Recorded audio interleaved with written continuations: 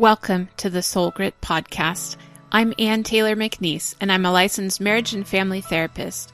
I also love Jesus, and I'm passionate about all things gospel and therapy. I created Soul Grit to be at the intersection of mental health and Christian faith. Christ followers need a place to ask questions and get answers about mental health. Join me as we dive into real stories and real questions from people who want to honor God with their hearts, souls, and minds.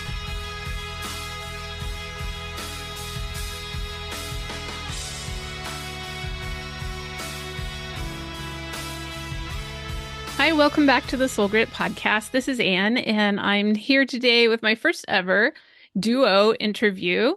Today I have Colleen and Aaron, and I'm going to have them introduce themselves a little bit more. But for you to know, they are part of a team that runs Jessica's House in Central California, and it is a ministry that helps families through grief.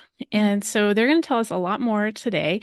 But one of the reasons why they're on the podcast today is because they've just released a new book through Baker Books, which is called When Grief Comes Home, a gentle guide for living through loss while supporting your child.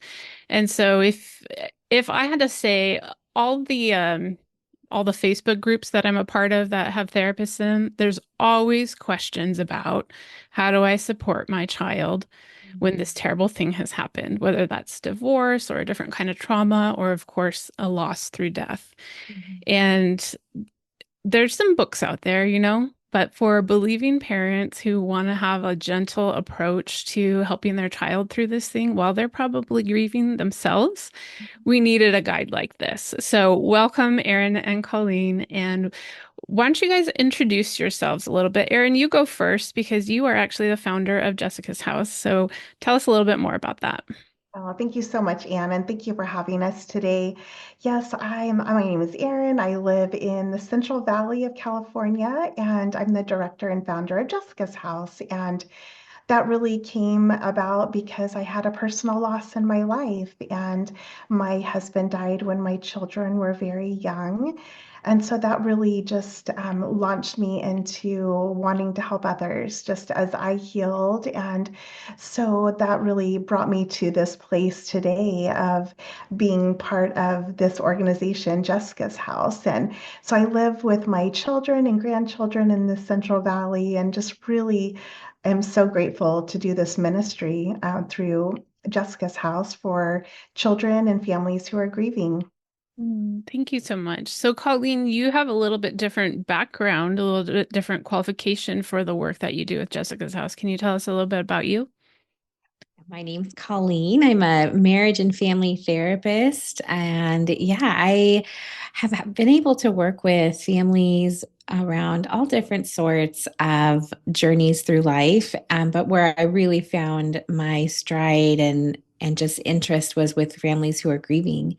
And so I became a volunteer with Jessica's House in 2019 and just felt at home. And then I like to say that I just kind of hung around long enough until they would hire me. It's just my secret dream to work here for so long. And so in 2022, I came on staff, and I'm now the program director, and just was invited by Erin to come alongside her and write this book. And so that just gives us, a variety of lenses through which to bring this piece of this resource into the world, really. So, Aaron, you mentioned that the ministry is called Jessica's House, but it's modeled after something you saw in a different city, right? Can you tell us a little bit about how does it work and where did it come from? Yes, Jessica's House really was inspired by the very first grief center in the United States. It's called the Dougy Center. It's in Portland, Oregon. They opened in 1980 when a nurse noticed that peer support was so helpful when a child she was working with was terminally ill. And so she started the Dougy Center. Her name is Bev Chappell. And so she started the Dougy Center, and I learned about that model, and they've helped to inspire so many other grief centers around across the United States. And so we're so grateful to have that model. And they really just came to us and trained us and gave us their policies and procedures. And so we really followed their peer support model, which is really this model of support groups every other week, and it's completely free for families who want to come, and they can come for as long as they need support. Mm. So you mentioned to me that you started in 2012, and it was actually a department of the hospital. So how did that get started? And then how did you move away from being part of the hospital, if that's how it is now? So we started as a department of our local hospital, which was a nonprofit hospital through Covenant Ministries of Benevolence. And so we are part of Covenant Ministries of Benevolence. That nonprofit hospital ended up selling to a for-profit entity. And so we were retained under Covenant Ministries of Benevolence and another organization that was created called EMC Health. And so we've been able to continue the ministry in our community, which is wonderful. And so we have a lot of support from these entities, and we're able to continue to provide this free peer support for the children and families we serve. So you're mentioning that you're part of a ministry or you're supported through a ministry. It is a ministry that you do, but is this just for Christian people or is it for everybody? Really, it's for everybody. We're really in the marketplace. Anyone can come to us, just like anybody could go to the hospital. And we have Christian values. And I think when it comes to the compassion of Christ, the love of Christ for people, kind of like what I always think about is how Paul talked about that pure religion of ministering to the orphans and the widows and just the most vulnerable. We're able to really come alongside them and just welcome them. Like anybody can come, and when they're grieving, they can come and they can teach us a little bit more about what helps them get through. And so anybody that any kind of faith that they might have, they're welcome to come in, and we want to learn more about what is helping them, and we want to just help them discover new ways to heal through peer support, through finding coping skills, through expression. And so we're trying to really, we call it kind of being an alongsider. And so just that companion that they may need. And so much of the time, that's really what you need in grief, is to know that you're not alone. Yeah. Somebody to sit with you. Yeah, it really matters. So, Colleen, you're a therapist like me, but you're not doing actual like one-to-one or couples therapy or family therapy at Jessica's house. Can you describe to us what it is that you're doing? Like, how are you using your therapy background to build and strengthen this program? Yeah, so we do peer support, as Aaron mentioned, and the power with that is just to know you're not alone. We have our parents bring the kids, and the kiddos are in their groups downstairs, while the parents or caregivers are upstairs in their own little peer support groups. Okay. Because as a parent, you're grieving this loss too, and also you're supporting your children through this grief. And when they're in a room with others who get it, there's so much power there. It's not a story I share of the loss of a spouse or child, and so I can't relate in that way to what they're going through, but the other parents in the room can. And so, one topic recently was with our parent loss group. So all the parents upstairs have lost a spouse. And the topic of the night just started to be, what are you doing with your wedding ring? Are you still wearing it? Are you not? Like, when do you take it off? I'm keeping mine on. And it's actually kind of a defense mechanism because I don't want any attention from any men yet. And so just being in a space where you can start to ponder those questions and see what others are doing. That's the magic of what's happening. And so for me, with therapeutic background, is we're just using kind of like under the radar assessment skills, I suppose, just kind of to make sure that everyone's doing okay, kind of see the dynamics of the group, keep it flowing, keep the group safe, just in terms of how much detail a parent might share about their loss and the thing, when the death occurred. So just in that realm, keeping things safe and flowing.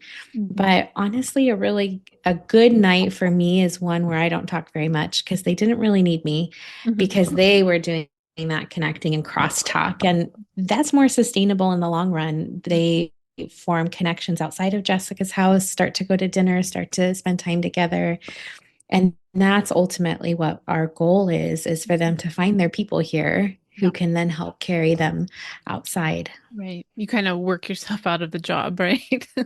Absolutely, because the reality is like I'm not an expert. I'm not an expert of their grief and what they're going through.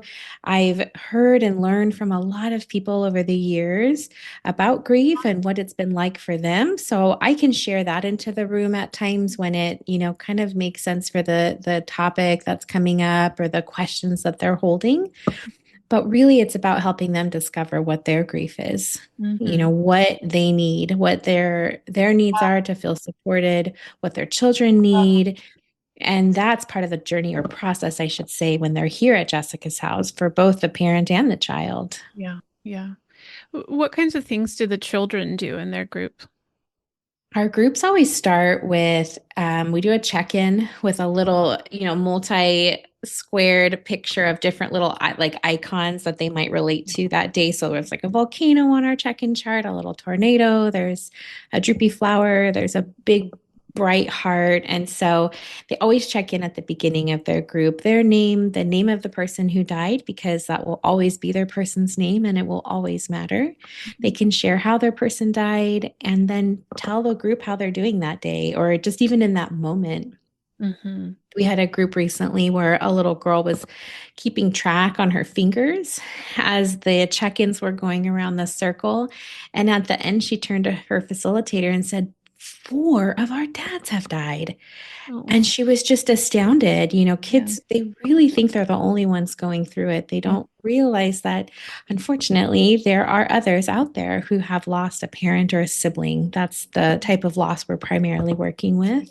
Mm. And so after that check-in, then we have an art invitation of the night. And so there's different, mediums that we'll use and kind of a base theme for the night. And so maybe one is regrets. That's a real reaction to grief are some regrets that you might hold. And so doing art around that, and then they go into the different therapeutic spaces to just deepen that work. So we have a sand playroom, we have art room, music room, dramatic playroom, a volcano room, and we even have a hospital room Oh, because that, it's never something that we force kids to enter. It's really whenever they want. If they want, maybe they never want to go in there, but there's some inner work to do within that hospital setting if they were a part of the death in the hospital, or even if they weren't and are wondering what that was like. So it's a very long answer to your very simple question, but that is no. what they're doing here at Jessica's Yeah, house. And I find that fascinating because you're not just like, okay, let's sit in a room in a basement and talk about it. You're giving yes, these experiences that are helping them process and heal. It, yes. that's amazing. Yeah, and there's so much science behind what we're doing. We're not very obvious about it always, but just like the power of bilateral movements, just how powerful that is for us, just moving both sides of our body. Yeah. And so we have some like low ropes course outside they can do, that we have just simple sports, basketball, soccer, all the things where, you might use both parts of your body. Okay. And our whole hope is that they find what works for them Yep. when they're here, and that they can then utilize and find that on the outside world as well. Real recognizing that, big energy helps me to go outside and shoot some hoops. Like I feel a lot better after that. Mhm. And so that's something they know they can incorporate for themselves. Wow. You're just giving them an array of experiences. Like, try this out and see. Yeah, that's Exactly. great. I bet the adults need that too, right? I Sometimes know adults get we stuck. stay upstairs, and I think there's some jealous parents when they can Yeah, hear all the fun happening downstairs, all the yeah, energy. that is great. I'm part of a ministry that uses fitness to share the love of God. Um, And I can't tell you how many times since learning how to move my body in worship of God, I've been in like a women's Bible study or something, or just sitting in church, and I'm like, I gotta get up and move. Like I would learn this so much better if I moved. So I yeah. bet on one hand, your parents are so thankful just to have like that deep conversation, like connecting with other people who get it, and then like still wanting to do the fun things that the kids are doing. You know? Yeah, we had recently I my room is above one of our activity rooms, and so it was very loud in a good way. And there was this pause in group, and one of the dads said to the whole room, "It's nice to know they can still have fun, huh?" Yeah, And all the parents were like so grateful for that, just to what a be able to blessing. hear this little bit of happiness downstairs going on. And not that it's always all happy, like we're not trying to do that, but there's a cadence of grief, right? Like they're going to go into that space, do some grief work, come out. Some grief work is done through big energy, some is done through more, lower energy. And so it's just Mhm. fascinating to see what kids are teaching us, really. We've learned so much from them over the years. Yeah, that's amazing.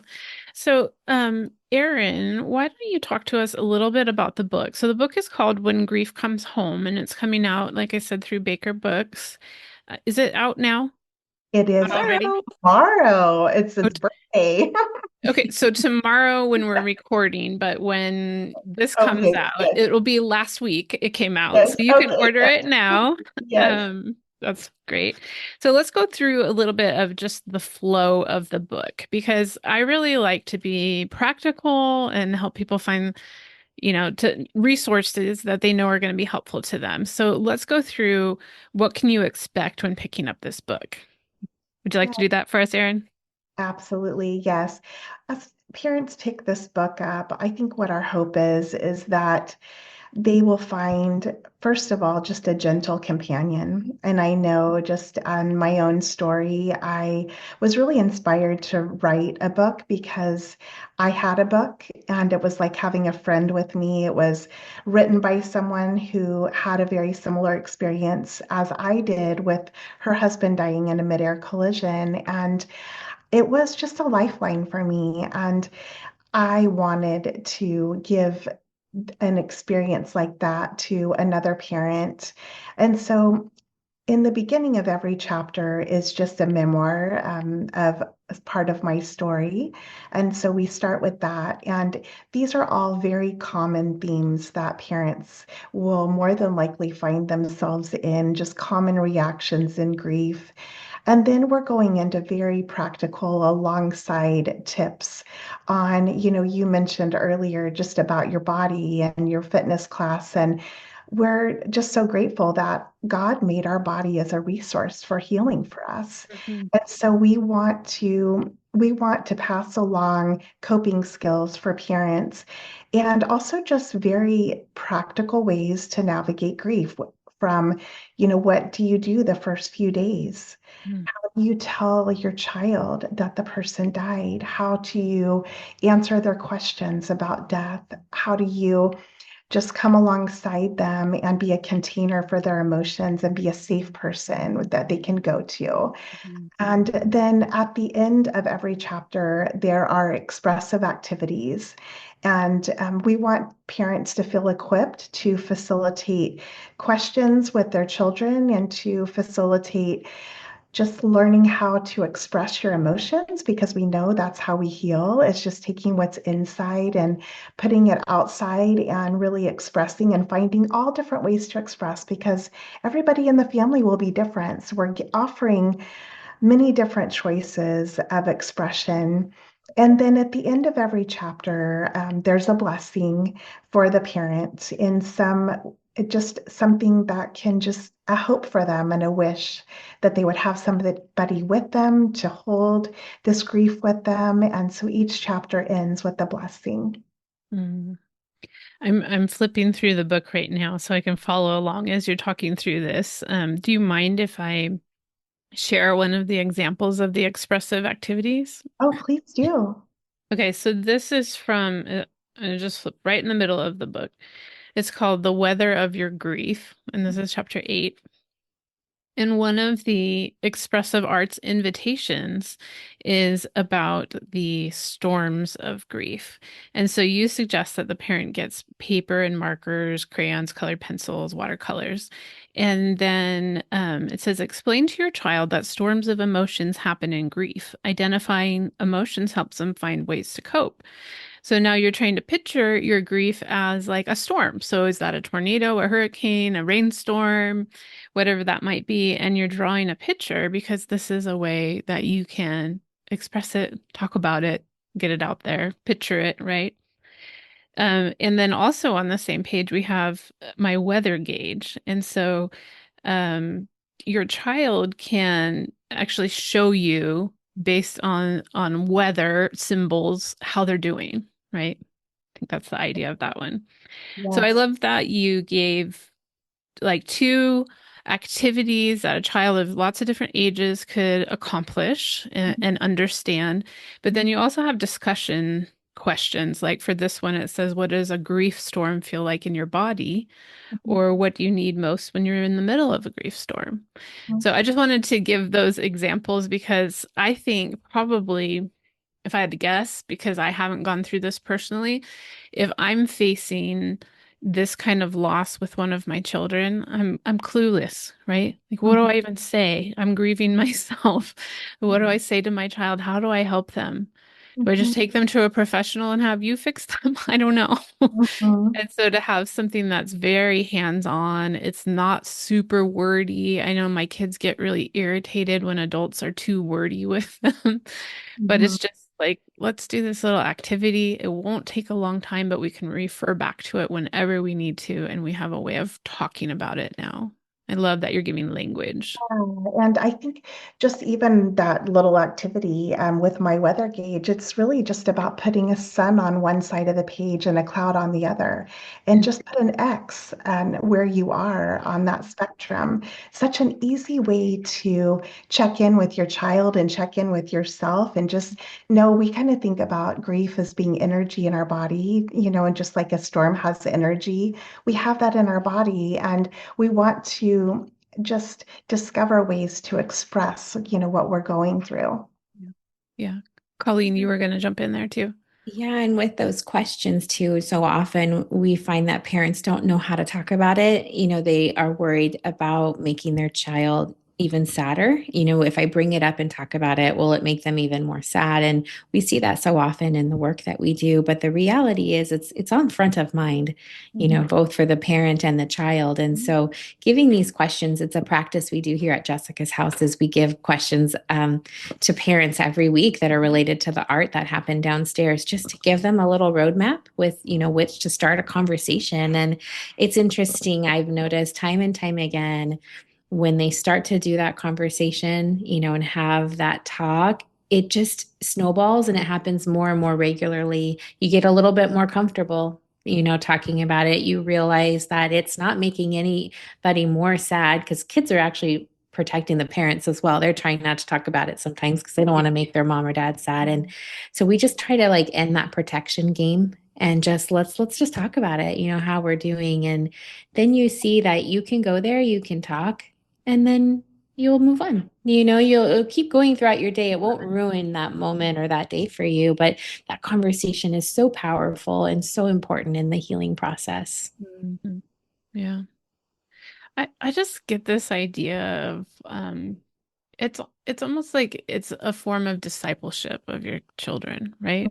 Like just in the same way that we as Christian parents are trying to raise our kids up to like know and understand God and follow him. Like you're giving them that experience of like this is a part of who you are. This is part of your story and God wants to use it. And so let's just steward that well. Let's take care of it. Let's bring it out into the open. I think it's just a really important part of development is what I'm Mhm. seeing. Yeah, you're really shepherding them in some ways through this grief process and giving them tools and coming alongside them. And I think it's so true, like what you're saying about discipleship, and something that has been just on my mind lately, I guess since the holidays, is how Jesus came, with us, Emmanuel, and, then he left us with himself, part of himself, seeing that, that he would be with us always. And I think when we are, whether we're talking about peer support or coming alongside our children, we want them to know that they're not alone in this, and that we're with them, and that they can come to us and we're going to get through it together. Mhm. Yeah. Now, you have this acronym, and I think I don't know which one of you wants to describe it a little bit more, but it's the CARE acronym. What is that about? Yeah, that's something that we created, obviously for yourself if you're grieving, but it's also just a good practice to do every day for yourself, even if you're not grieving or having a hard moment. And so going through them, care is caring for your body with healthy food and water and some movement. Even just a walk around the block is helpful. You don't have to feel like you need to go run a mile. Just walking is so powerful for the body. That's that bilateral movement, getting both sides of your body working, accepting help and support in the ways that feel good for you. And so everybody may have ideas for how to help you, but you're really going to learn what your needs are and what can help you when you're having those hard times. R is for rest, to rest often, especially when you're noticing your body feeling tired. The early days of grief, especially, are so exhausting. You just have such lethargy. And so, knowing you have limitations in your body now, you can't function in the way you once did. And so, resting often when you can, especially because usually your sleep is not its greatest in in that time of grief. It's, you're not getting very restful night's sleep. And then E is expressing your emotions as they arrive. And so, talking like with what Erin was sharing of just there's that energy in your body, that is how you feel and experience emotions. And so, doing something with it instead of shoving it to the side, can't deal with this right now, or just, numbing out because it's so overwhelming. So rather do something, express it out. Is that through dance? Is that through movement? Is that through a walk? Is that through shaking it out? That is such a powerful resource that I use. Like, I'm not going to demonstrate it for you, Anne, because you'll laugh at me, but Hey, we're just using audio here. I You can know, thank demonstrate it if you goodness. want. But science has taught us about just watching what animals do in times of stress. And you know that on like the 4th of July with fireworks, dogs will go retreat and shake. And that is them like expressing that energy, that fear through their body. And so that's what I do now when I have hard moments or I just notice I'm a little bit kind of spinning inside. I'll just shake it out and it helps me so much. And so expressing in the ways that you need. Erin's go-to is humming. That's such a powerful resource and backed by a lot of research of just how powerful that is for the body. And so that's what you're going to learn in time, though. You kind of have to try on a few different hats before you find the right one sometimes. But you're going to discover what works for you as you try different things. And one other thing I would say is important is to try those in times when you don't need them so that you're kind of building up that habit or that repertoire. Because when you do need it, you want that to be at the ready. Yeah. And if you only heard it once on a podcast, you won't probably remember that in times of need, but just practicing it here and there when you don't need it. So it's there when you do. Yeah.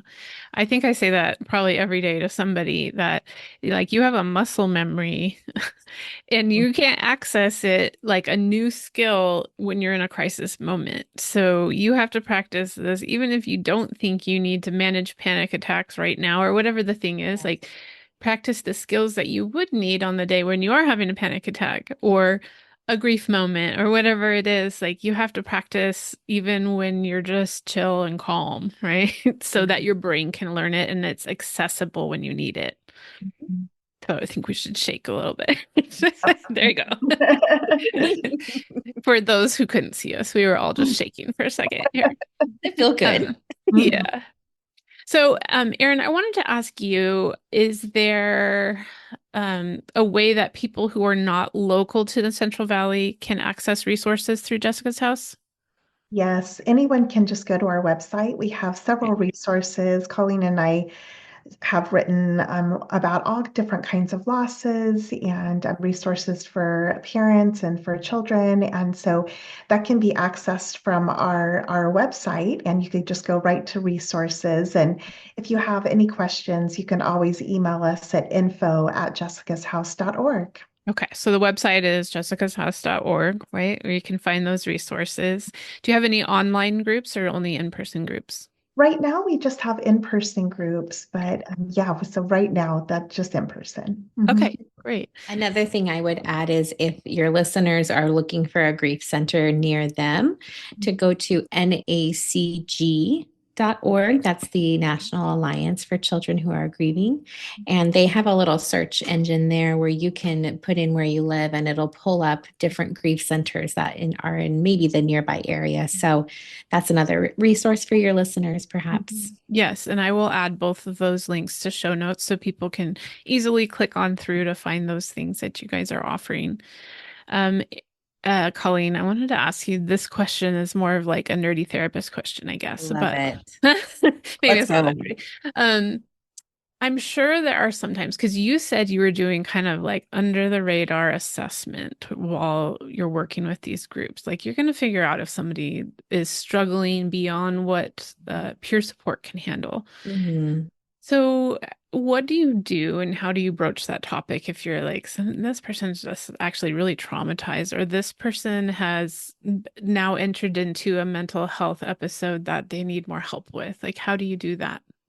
Yeah, so we have a pretty robust list of resources and we have a family services team who are just beautiful humans. I mean, everybody on staff here I would say is a beautiful human, but they especially are just the way they hold families really do very well. So what I'll do is I might just, talk with that mom or dad after our time together and just be honest like, hey, just so you know, like another great support is individual therapy. Like, of course, I'm a proponent for that. And so just sharing, like, it sounds like you have a lot that you're holding right now or whatever. There's always different circumstances. And so we give them that resource list. Our family services team will check in with them and see how things are going from time to time. And that is a kind of our best resource right now with where we are. But yeah, sometimes I'm like, oh man, I wish I could be in session with you. We could work on that, but I can't because I'm just there for peer support. Right, right. You're not doing therapy, but Nope. sometimes you see people who need therapy. Absolutely. I honestly, if you could do both, I think that's such a good recipe because, and we know this, with the power of the peer support groups, all the way back to AA, just there's so much power in that peer support. And so much is happening there as they connect with others who are going through something similar that is something that I can't offer in a one-on-one session. You and I can offer other bits of support, but if you could get both as a griever, I feel like it's just a really good way to support yourself, like kind of surround you in some good support. Yeah. Do you know off the top of your head, is there more of a correlation between grief and like clinical depression? Like, are you more likely to suffer one if you have the other? I don't know. I actually don't know the answer to that. I feel like watching our parents in group, it always, I don't know, it's like the cadence or the progression of them always has some similarities of just being so low, just not having a lot of hope or spark when they first, start groups with us. But then over time, as they are with their grief, as they're tending to it, I think that has so much to do with how someone might be doing, 6 months, a year, 5 years down the road. Is how have they been with their grief, during those early times? And if they've pushed it aside and stayed busy, to distract themselves, yeah, that does work for a little bit, but then it's just right there waiting for them when they slow down. And we've seen that a lot with our parents in groups. And so that I think is a big predictor of maybe how they'll be doing down the road. And if they'll slip into a darker place versus, you know, having that hope and, kind of thriving a little bit as opposed to drowning down the road. Erin, what would you add to that? Yeah, I think too, what we're seeing with families is sometimes just the circumstance of the death and, what happened, just their natural support that they already have. Mhm. And really, maybe Jessica's House is another layer of their support, but maybe if they are more isolated, sometimes what we've noticed is there could be some other kind of things happening just mental health wise. And so some of those are just like, I think sometimes people just have natural risk factors Right. that can complicate their grief process. Exactly. So it makes it a little bit more difficult for them to go through something that we can naturally process so much of the time when we have support, but sometimes there are other circumstances that are beyond our control that can really affect our grief process. Yeah. I would, oh, sorry, go ahead, Anne. I was just going to say this is something that we know to be true of trauma, that if you have the right support and people around you and people take you seriously and people, you know, care for you after something really scary or tragic has happened, Yeah. then you're not likely to get like a post-traumatic stress or anything like that. But if you're feeling like you're alone or nobody gets it or you don't have the support, the symptoms of post-traumatic stress are going to be so much worse. Like you're going to suffer so much more if you don't have that, right?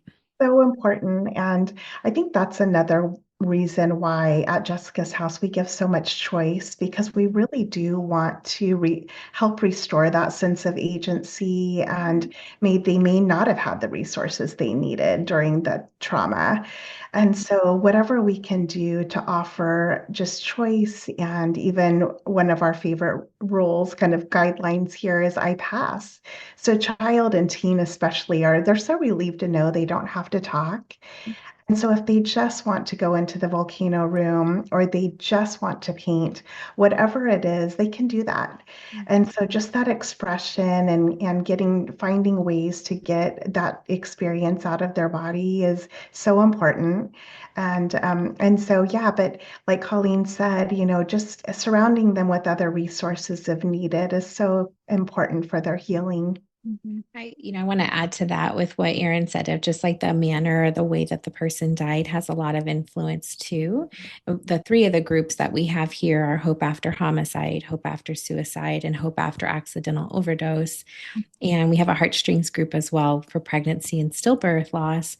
And really, all of those can kind of be stigmatized in a way, I would say, especially with homicide, suicide, and overdose. And so a lot of times, if your parent dies in a car accident, there's a lot of support that floods into the home. But if your parent dies of suicide, it might be different. There's a lot of unfortunate judgment or stigma around those types of losses, and so support sometimes can lean out. And that's when those are the families that need it more than anything at times. They need those people to come alongside them during all the complexities that come with those different types of loss. And so, what I would say to families that might be going through that are really find those people who will go there with you, whether or not they understand it. Maybe you find a peer support group based on that type of loss, which is very helpful, or just having those people in your life that aren't afraid to sit with you as you wonder and hold all of the questions or the anger or the frustrations or the just, deep, deep grief that can come alongside those types of loss that, have a lot of trauma involved too. Yeah. Good. Now, I imagine for the two of you, like working around death all the time, like you see so much life in the families that come, like they're reclaiming their lives, right? But you also have to hear a lot of heavy, hard stuff all the time. So, how are you coping with that yourselves?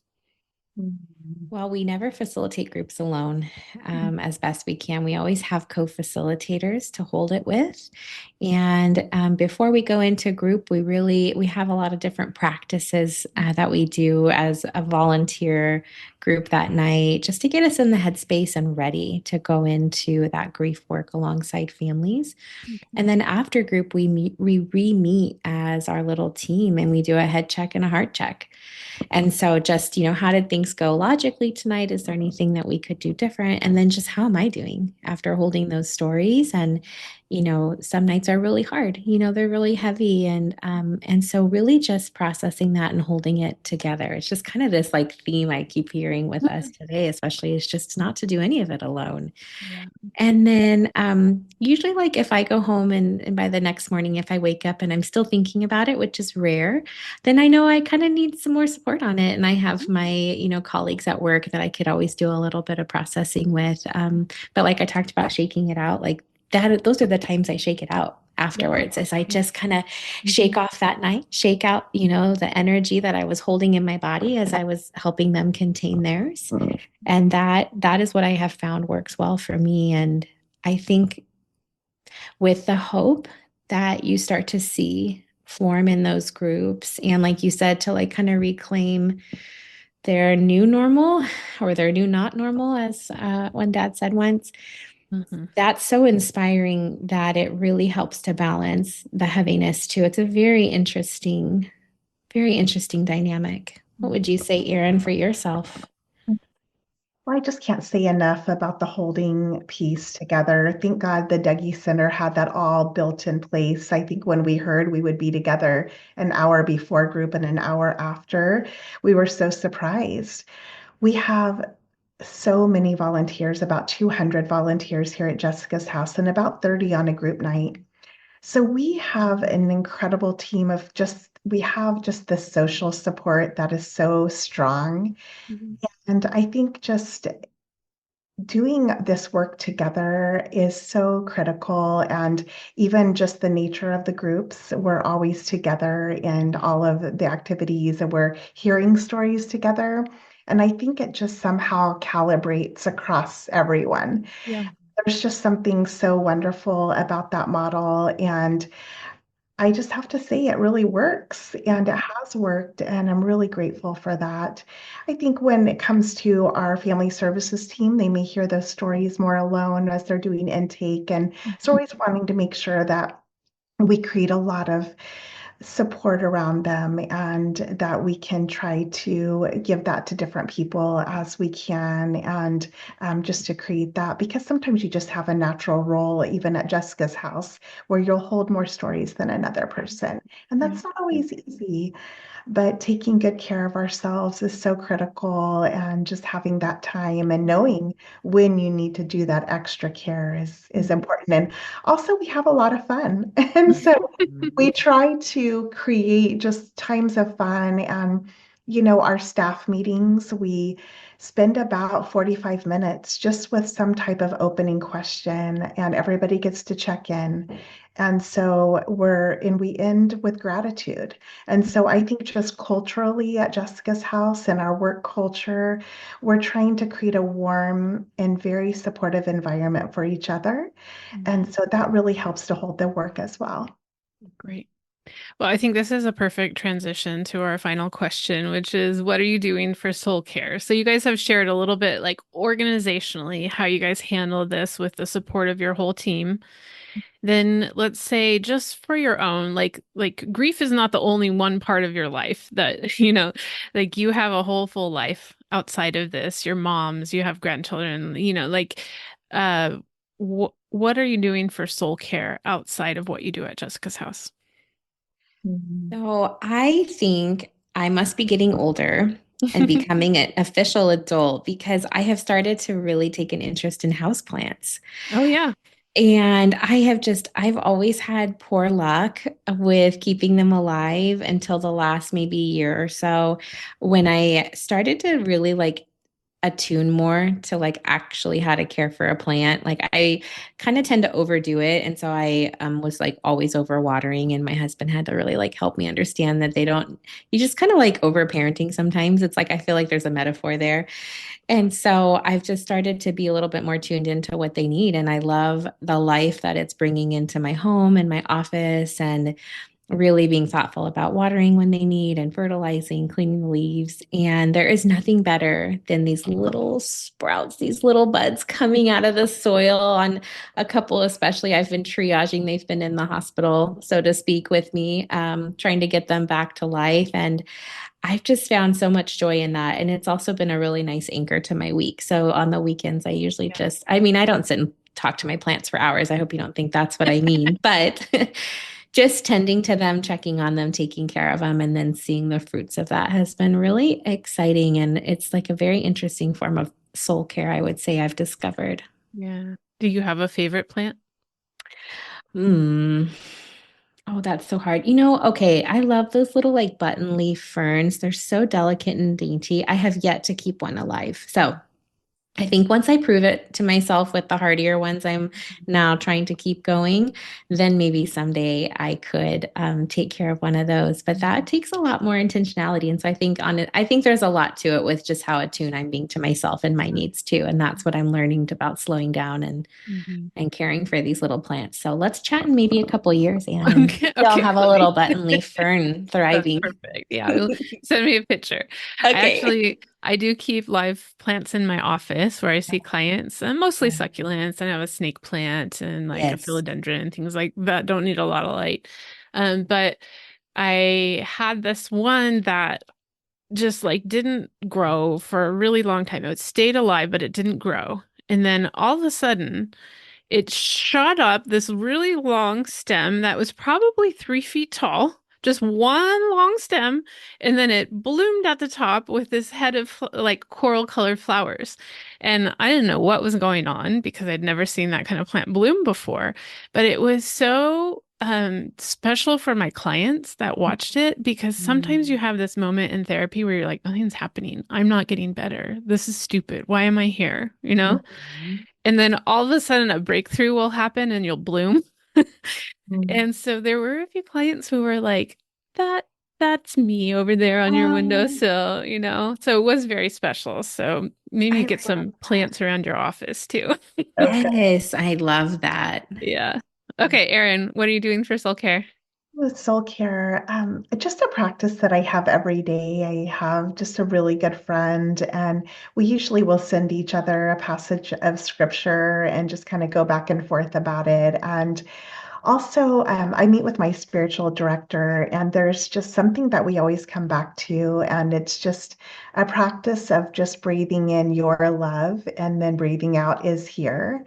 And that is something I go back to just throughout my day, is just saying, your love is here, and remembering that God's love is inside of me. It's as I can show up in human form, God in human form, hopefully just in me to others. I'm just really grateful just for the anchoring practice of that. Yes. It really does reset me in some way. Yeah.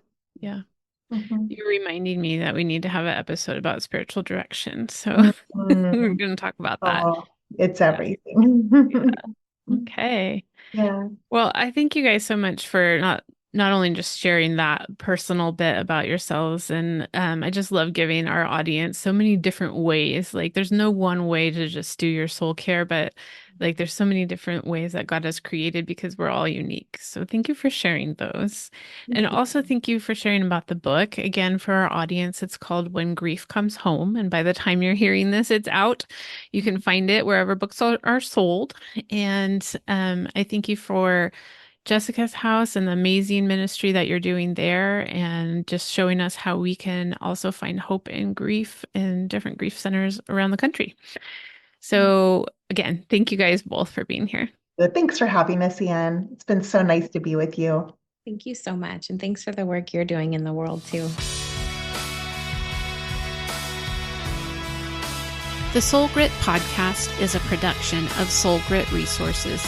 You can find more at soulgritresources.com or on the socials at Soul Grit Resources. You can email me at info@soulgritresources.com.